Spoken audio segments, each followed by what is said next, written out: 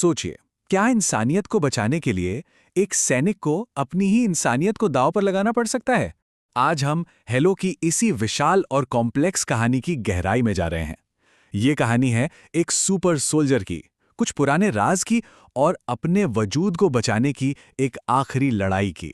तो कहानी की शुरुआत होती है एक बहुत ही बुनियादी सवाल से।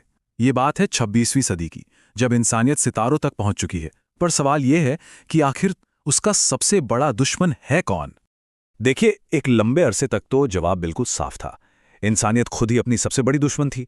एक बहुत ही भयानक सिविल वॉर चल रहा था, आप कह सकते हैं, जिसमें एक तरफ थी एक ताकतवर सेंट्रल सरकार जो दूर दराज की बागी कॉलोनियों पर अपना कंट्रोल बनाए रखने के लिए लड़ रही थी।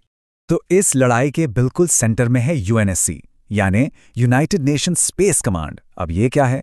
ये आप समझिए धरती पर बेस्ड एक बहुत बड़ी मिलिट्री और साइंटिफिक गवर्नमेंट है, और इसका बस एक ही मकसद है, किसी भी कीमत पर अपना कंट्रोल बनाए रखना। और उनका सबसे बड़ा हथियार वो है खतरनाक स्पार्टन प्रोग्राम। ये सिर्फ सैनिक नहीं है, नहीं, बिल्कुल नहीं।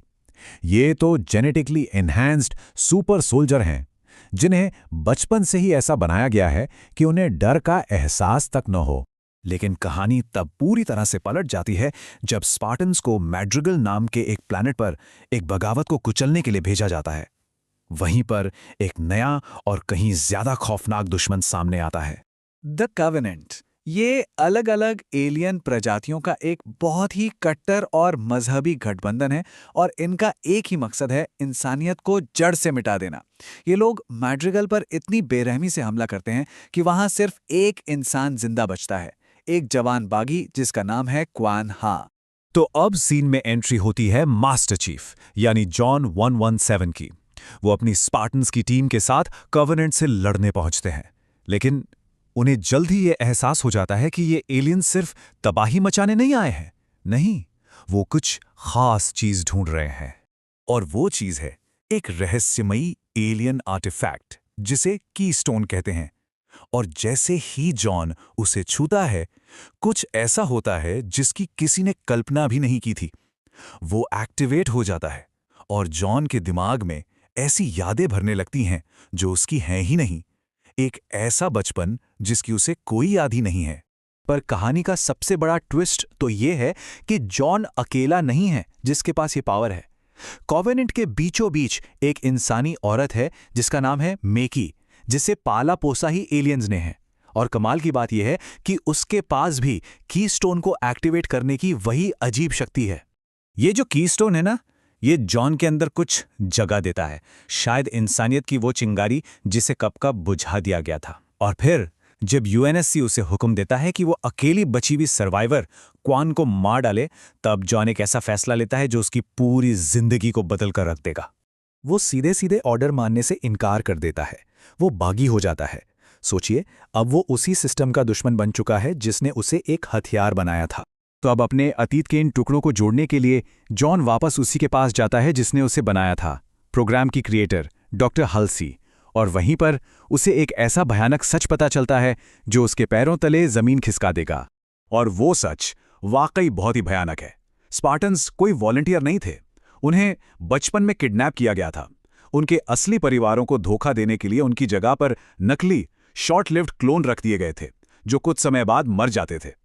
और इस बीच असली बच्चों को बेरहमी से ट्रेनिंग देकर जिंदा हथियारों में बदल दिया गया। तो एक तरफ जॉन अपनी पहचान के इस भयानक सच से जूझ रहा है, और दूसरी तरफ क्वान अपने घर वापस लौटती है।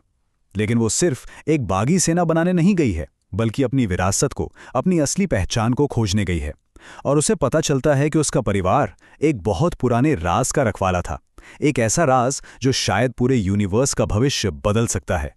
आखिरकार सारे रास्ते घूम फिरकर कीस्टोन पर ही आकर मिलते हैं। मैकी, जो किसी भी हाल में दूसरा कीस्टोन हासिल करना चाहती है, वो यूएनएससी के अंदर घुसपैठ कर लेती है। और यहीं पर जॉन और मैकी का एक जबरदस्त आमना सामना होता है। और इसी टकराव के बीच एक और अविश्वसनीय राज सामने आता है। जब दोनों कीस्टोन्स एक साथ लाए जाते हैं तो वो मिलकर एक स्टार मैप बनाते हैं, एक ऐसा नक्शा जो एक बहुत ही खास जगह का रास्ता दिखाता है। एक ऐसी जगह जिसे कोवेनेंट पवित्र मानता है। उनका सबसे बड़ा इनाम द हेलो।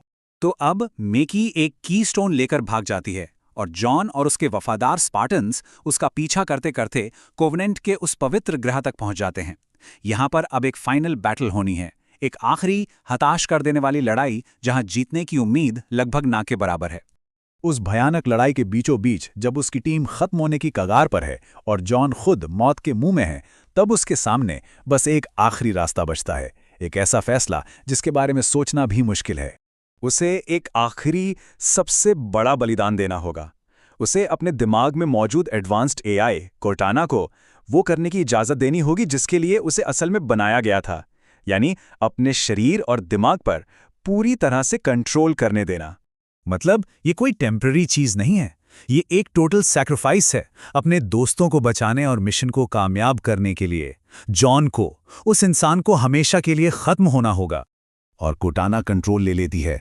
उसकी इमोशनल लेस कैलकुलेटेड चालें लड़ाई का पासा ही पलट देती हैं और स्पार्टन्स को कीस्टोन के साथ वहां से निकलने का मौका मिल जाता है। अब वो जॉन नहीं है, अब वो एक परफेक्ट वॉर मशीन है। मिशन कामयाब रहा, लेकिन इसकी कीमत बहुत बड़ी थी। बाद में जब एक साथी उस खामोश और बिना किसी इमोशन वाले फिगर से पूछता है जॉन, तो जवाब में सिर्फ खामोशी मिलती है। वो इंसान अब नहीं रहा। और कहानी हमें यहीं एक बहुत ही बेचैन कर देने वाले सवाल के साथ छोड़ जाती है कि क्या अपने वजूद को बचाने की जंग में इंसानियत को एक परफेक्ट हथियार बनाने के लिए अपने ही सबसे बड़े हीरो की इंसानियत की बलि देनी पड़ी? और सबसे बड़ा सवाल, क्या इंसानियत को बचाने की कीमत खुद इंसानियत ही है?